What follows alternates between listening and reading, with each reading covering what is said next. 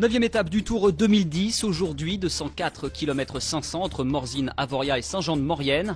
Cette fois, ça y est, on est dans la montagne avec cette étape alpestre qui compte pas moins de 5 ascensions.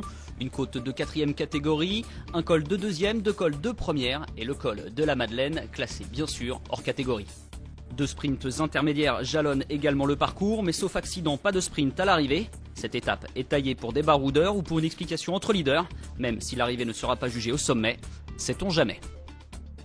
Les leaders justement, faisons un petit point après la journée de repos. Cadel Evans est en tête du classement général, 20 secondes devant Andy Schleck, porteur du maillot blanc de meilleur jaune.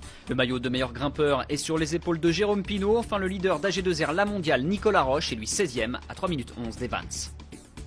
Les 181 coureurs rescapés de cette première semaine ne vont pas attendre longtemps avant de lancer une échappée. Dès les premiers kilomètres, 11 hommes fausse compagnie au peloton.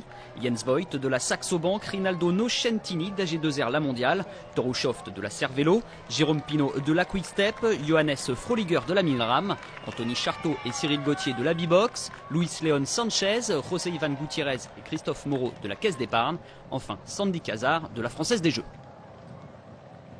Un groupe de contreurs va alors s'organiser derrière la tête de course, mais seuls Damiano Cunego de la Lamprey et Reine Taramae de la Cofidis vont réussir à revenir sur Nocentini & Co dans la descente de la Colombière. Toru Schoft, lui, ne rééditera pas sur cette étape le coup de l'année dernière. Après une chute, le Norvégien est inexorablement lâché par ses compagnons. Et Jérôme Pinault, lui, va s'atteler à marquer des points pour conforter son maillot à pois. Il passe en tête la côte de Châtillon, le col des Aravis et le col des Saisies. Seule la Colombière va lui échapper pour le moment. Il est devancé par Christophe Moreau. Avant le gros morceau de la journée, 12 hommes sont donc aux avant-postes, un peu plus de 6 minutes devant le peloton. Un peloton emmené par la BMC du maillot jaune. Dès les premières pentes de la Madeleine, Jérôme Pinault est distancé, tout comme Taramae et Frolinger. Le peloton va éclater également. Devant les caisses d'épargne font un gros boulot. Rinaldo Nocentini en fait les frais.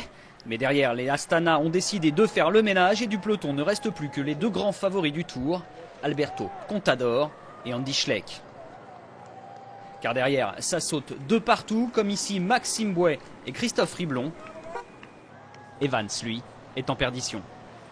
Au sommet de la Madeleine, un quatuor passe donc en tête, 2 Français, Charteau et Cazard, Sanchez l'Espagnol et un Italien Damiano Cunego. Derrière eux, la foule peut admirer le numéro de Contador et d'Andy Schleck. La descente se fait sans prendre trop de risques. Schleck et Contador vont malgré tout revenir sur Christophe Moreau. À 10 km de la ligne, leur écart avec la tête de course est d'une 30. Plus de suspense dans cette fin d'étape, croit-on? Mais non, car tout ce petit monde se regroupe à 600 mètres de la ligne. Sandy Cazard met alors tout le monde d'accord. Le Français remporte une 3e victoire sur le Tour de France. Au général, Andy Schleck prend le pouvoir, 41 secondes devant Contador. Changement de leader également pour le maillot à pois. Son passage en tête au sommet de la Madeleine permet à Anthony Charteau de prendre la tunique à pois. Du côté d'AG2R, La Mondiale, Nicolas Roche, John Gadret, Christophe Riblon terminent bien à près de 5 minutes du vainqueur, en compagnie de Wiggins, Lemével et Sastré. Maxime Bouet et Rinaldo Nocentini, animateurs de l'étape aujourd'hui, finissent à 21 minutes.